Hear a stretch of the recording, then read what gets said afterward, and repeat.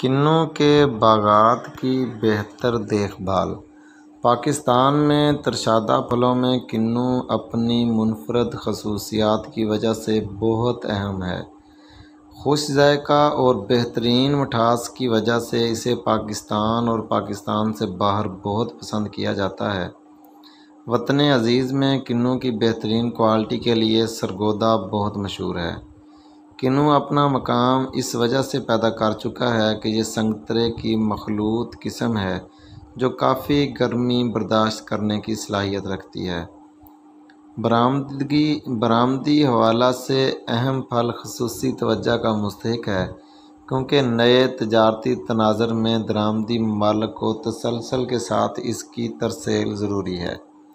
کنوں میں بعض دوسرے پھلوں مثلاً آم اور سیب وغیرہ کی قدرتی طور پر بے قاعدہ باآوری کا رجحان پایا جاتا ہے۔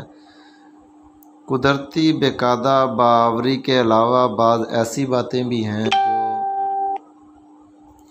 کہ باغبان اکثر نظر انداز کر دیں تو اس کی شدت میں کمی یا زیادتی ہو جاتی ہے۔ پھل کے سیٹ ہونے سے برداشت تک کے طویل عرصہ کے دوران باغات کے انتظامی اور کاشتی امور اس طرح کیے جائیں کہ نہ صرف پیداواری حجم برقرار رہے بلکہ اعلیٰ خصوصیات کا حامل پھل غیر ممالک میں بھیج کر زیادہ سے زیادہ زر مبادلہ کا حصول ممکن بنایا جا سکے۔ باغبان حضرات کے لیے یہ جاننا ضروری ہے کہ وہ کون سے عوامل ہیں جن کے پھل لگنے سے لے کے برداشت تک پیداوار اور پھل کی خصوصیات میں کمی کا باعث بن سکتے ہیں۔ کاشتکاری امور: باغبان ترشدہ باغات میں زیادہ ہل چلانے سے گریز کریں۔ پھل توڑنے کے بعد جڑی بوٹیوں کو تلف کرنے کے لیے روٹاویٹر استعمال کریں۔ باغات میں مخلوق فصلات کی کاشت سے گریز کریں۔ گرمیوں کے چارہ جات جوار، باجرہ اور سردیوں کے چارہ جات برسیم، لوسن اور فصل کپاس وغیرہ تو ہرگز کاشت نہ کریں۔ خوراک: زمین کی زرخیزی برقرار رکھنے کے لیے باغات میں نامیاتی کھاد استعمال کریں۔ اس کے لیے گوبر کی گلی سڑی کھاد 60 کلو گرام فی پودا 10 سال سے زیادہ عمر کے پودوں کے لیے۔ اگر دسمبر میں یہ کھاد نہ ڈالی گئی ہو تو فوراً باغ میں جنتر کاشت کریں اور موسم برسات سے پہلے اسے زمین میں بذریعہ روٹاویٹر ملا دیں۔ یاد رہے کہ جنتر کی پی ایچ تعامل صرف 2 ہے اور یہ زمین میں نامیاتی مادہ کی کمی پوری کرنے کے علاوہ زمینی تعدیلی کیفیت کو بھی درست حالت میں لانے کے لیے مؤثر کردار ادا کر سکتا ہے۔ آبپاشی: جب پھل تیزی سے بڑھوتری کر رہا ہو تو مناسب وقفہ سے باغ کی آبپاشی کرتے رہیں کیونکہ ان دنوں پانی اور خوراک کی کمی پھل کے کیرے اور اس کی کوالٹی میں کمی کا باعث بن سکتی ہے۔ لہٰذا موسم گرما میں ہلکا اور احتیاط سے پانی لگاتے رہیں۔ چھوٹے باغات میں قطاروں کے ساتھ متوازی دائیں بائیں کھیلیاں بنا کر سیراب کر سکتے ہیں۔ اس سے پانی دونوں طرف سے رس کر جڑوں تک پہنچ جاتا ہے۔ اس سے پانی کی 60 سے 80% تک بچت ہو سکتی ہے۔ پودوں کی قطاروں کے درمیان کھال نکالنا: یہ عام طریقہ 10 سال یا اس سے زیادہ عمر کے پودوں کے لیے استعمال کیا جاتا ہے اور پودوں کو براہ راست پانی نہیں چھوتا۔ یہ طریقہ روایتی پرانے طریقے یعنی کہ فلڈ ایریگیشن سے 4 گنا باغ کے ہم رقبہ کو سیراب کر سکتا ہے۔ دور کا طریقہ: اس طریقہ سے چھوٹے یا بڑے پودوں کے ارد گرد پھیلاؤ کے مطابق دور بنا کر ایک دوسرے سے کھالیوں کے ذریعے ملا دیا جاتا ہے۔ یاد رہے پودے کے تنے کے گرد 1 سے 2 فٹ چوڑائی میں مٹی کی ڈھلوان بنا دیں تاکہ پانی تنے سے براہ راست نہ چھو سکے۔ قطرہ قطرہ یا ڈرپ ایریگیشن: ڈرپ سسٹم کے ذریعے کل فراہم کردہ پانی کا 85% سے زیادہ حصہ پودوں کو استعمال کے لیے میسر آتا ہے اور جڑوں کے نزدیک متوازن خوراک کھاد پہنچائی جا سکتی ہے۔ اگست کے آخر میں مونسون کی بارشیں اگر نہ ہوں تو اس کے بعد نائٹروجن کی تیسری قسط ڈالیں تاکہ پھل اپنا مناسب سائز حاصل کر سکے۔ 2 کلو نائٹروفاس فی پودا بہترین کھاد ہے۔ اس سے پودے کو نائٹروجن کے علاوہ فاسفورس بھی دستیاب ہو جاتی ہے اور پودوں کی نشو و نما بہتر طور پر برقرار رہتی ہے۔ نمی کو محفوظ کرنا۔ گرمیوں میں درجہ حرارت زیادہ ہونے کی وجہ سے پانی بخارات کی شکل میں اڑ جاتا ہے اور زمین جلدی خشک ہو جاتی ہے۔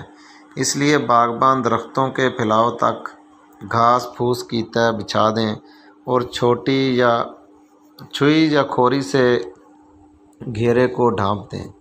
اس سے زمین جلدی خشک نہیں ہوگی اور نمی زیادہ دیر تک برقرار رہے گی۔ زمینی درجہ حرارت معتدل رہے گا، پھل گرنے سے محفوظ رہے گا اور برداشت تک پھل کو زیادہ حجم کے ساتھ لے جایا جا سکتا ہے۔ شروع جون سے وسط اگست میں پانی کا وقفہ کم سے کم رکھیں اور کھاد یا سپرے کا استعمال نہ کریں۔ نقصان دہ کیڑوں کا تدارک۔ اچھی اور بہترین کوالٹی کے پھل کے حصول کے لیے کیڑوں اور بیماریوں کا تدارک بہت ضروری ہے۔ اس کے لیے باغبان کو ہمہ وقت بہت سی چیزوں کا خیال رکھنا چاہیے۔ ترشادہ پودوں پر لیف مائنر، سٹرس، سلا، تھرپس اور گدھیڑی وغیرہ حملہ کر کے پودوں کے لیے شدید نقصان کا باعث بنتے ہیں۔ انہیں کنٹرول کرنے کے لیے مربوط طریقہ انسداد اختیار کریں اور صرف محکمہ زراعت توسیع اور پیسٹ وارننگ کے فیلڈ عملہ کی سفارش کردہ زہریں استعمال کریں۔ پرائیویٹ کمپنیوں کے فیلڈ اسسٹنٹ جو پھر رہے ہوتے ہیں، کوشش کریں ان سے بچیں جو اپنی کمپنی کی چیزیں، جن کا کچھ چیزیں ایسی بھی ساتھ دے جاتے ہیں جن کا نہ فائدہ ہوتا ہے نہ نقصان ہوتا ہے۔ باغات میں اندھا دھند زہروں کا استعمال نہ کریں۔ متوازن غذا کے استعمال اور غیر ضروری شاخیں کاٹنے سے پودوں کو کیڑوں کے حملوں سے بچایا جا سکتا ہے۔ تھرپس کا زیادہ حملہ اس وقت ہوتا ہے جب پھل کا سائز مٹر کے دانے کے برابر ہو جائے۔ پھل کا مشاہدہ کرنے پر اگر اس پر سنہری رنگ کے گول نشان، خصوصاً پھل کی ڈنڈی کے قریب کوئی گول دائرہ بنا ہوا ہو تو تھرپس کی باغ میں موجودگی یقینی ہے۔ نقصان دہ کیڑوں کے تدارک کے لیے باغات کا معائنہ کرتے رہیں۔ کیڑوں کی پہچان کریں۔ اگر کیڑوں کی پہچان آپ نہیں کر سکتے تو آپ کا باغ بہت زیادہ نقصان میں چلا جائے گا۔ کیڑوں کی پہچان کریں تاکہ بروقت اور صحیح کیڑے مار زہر استعمال کی جا سکے۔ پھل کی مکھی تیار پھل پر حملہ کر کے اس میں انڈے دیتی ہے جس سے پھل اندر سے کمزور ہو کر گر جاتا ہے۔ اس کے تدارک کے لیے روئی کو میتھائل یوجنائل میں بھگو کر سوراخ شدہ بوتلوں ڈبوں میں رکھ دیں تاکہ نر اس میں پھنس جائیں، اور مادہ کو کنٹرول کرنے کے لیے پروٹین ہائیڈرولیسس 300 سی سی اور ٹرائی کلوروفاس 10 سی سی میں 690 سی سی پانی ملا کر ایک لائن چھوڑ کر دوسری لائن میں ایک پودا چھوڑ کر دوسرے پودے پر 1 مربع میٹر جگہ پر سپرے کریں۔ خراب اور گلا سڑا پھل زمین میں دبا دیں تاکہ نئے پروانے نہ نکل سکیں۔ یہ عمل کرنے سے پھل تندرست و صحت مند حالت میں برداشت کے مرحلہ تک لے جایا جا سکتا ہے۔ گرم موسم میں پودوں کی فعالیت کم ہو جاتی ہے جس سے باغات پر بیماریوں کے جراثیم متحرک ہو جاتے ہیں۔ باغبانوں کو چاہیے کہ جراثیموں کو متحرک ہونے سے پہلے ہی ختم کر دیں۔ اس کے لیے محکمہ زراعت پیسٹ وارننگ کے فیلڈ عملہ کی سفارش کردہ پھپھوندی کش زہریں استعمال کریں۔ نومبر دسمبر میں باغات کو پانی کم لگائیں اور کسی بھی زہر کا استعمال نہ کریں تاکہ زہروں سے پاک پھل حاصل کیا جا سکے۔ پھل کی برداشت کلپر کے ذریعے کریں۔ ڈنڈی پھل کے نزدیک بٹن سے کاٹ دیں اور پتے ساتھ ہرگز نہ آنے دیں۔ پھل کو براہ راست نیچے نہ پھینکیں بلکہ کپڑے یا تھیلے کا استعمال کریں۔ برداشت کے بعد پھل کو ٹھنڈی اور خشک جگہ پر رکھیں۔ درج بالا تمام امور پھل سیٹ ہونے سے لے کر برداشت تک بہت ضروری ہیں، اس لیے باغبان حضرات ان کا خیال رکھیں تاکہ وہ بہتر پیداوار حاصل کر کے زیادہ آمدن حاصل کر سکیں۔ انسان کو مہلک بیماریوں سے کنو محفوظ رکھتا ہے۔ طبی ماہرین قدرت نے ہمیں بے شمار پھلوں کی نعمت سے نوازا ہے جن میں بے تحاشا غذائیت اور بہت سی بیماریوں کا راز چھپا ہوا ہے، لہٰذا ان پھلوں کا استعمال نہ صرف ہماری صحت کے لیے بہت ضروری ہے بلکہ روزانہ کی بنیاد پر اگر پھلوں کو اپنی غذا کا حصہ بنا لیں تو یقیناً ہم بے شمار بیماریوں سے بچ سکتے ہیں۔ کنو بھی موسم سرما کا ایک ایسا ہی پھل ہے جو اپنے منفرد ذائقہ کی بدولت بہت زیادہ پسند کیا جاتا ہے۔ کھٹا اور میٹھا یہ پھل اپنے اندر بے شمار غذائیت رکھتا ہے اور اس کا استعمال ہماری صحت مند زندگی کے لیے بہت ضروری ہے۔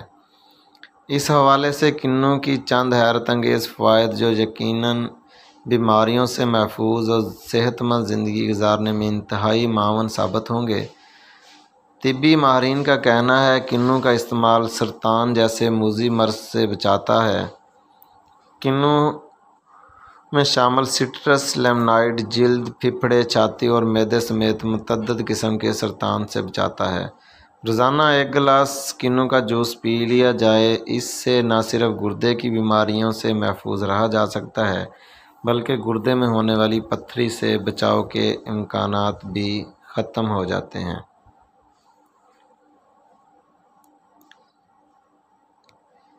انسان کی صحت کا زیادہ تر دار و مدار اس کے دل کی فٹنس پر ہوتا ہے۔ جتنا اس کا دل صحت مند اور بیماریوں سے پاک ہوگا اتنی ہی اچھی زندگی آپ گزار سکیں گے۔ اور دل کو مکمل فٹ رکھنے کے لیے کنو کا استعمال کریں کیونکہ اس میں پوٹاشیم شامل ہوتا ہے جو امراض قلب سمیت کولیسٹرول کو بھی قابو میں رکھتا ہے۔ بڑھتی عمر کے ساتھ انسان کی جلد بھی ڈھلکنا شروع ہو جاتی ہے اور جھریوں کا نشان بھی واضح ہونے لگ جاتے ہیں، لیکن طبی ماہرین کا کہنا ہے کنو میں وٹامن سی شامل ہوتا ہے جو جلد کے لیے انتہائی مفید ہے اور اس کے علاوہ کنو جھڑتے ہوئے بالوں کو بھی کم کر دیتا ہے، بڑھتی عمر کے اثرات کو بھی روکتا ہے۔ ہنگامہ خیز اور مصروف زندگی نے بلڈ پریشر کی زیادتیوں کو معمول بنا دیا ہے جسے خاموش قاتل مرض بھی کہا جاتا ہے اور اس کو قابو میں رکھنا بھی بے حد ضروری ہے، لہٰذا کنو کا استعمال بلند فشار خون کو بھی کم کرتا ہے اور اس کو قابو میں رکھتا ہے۔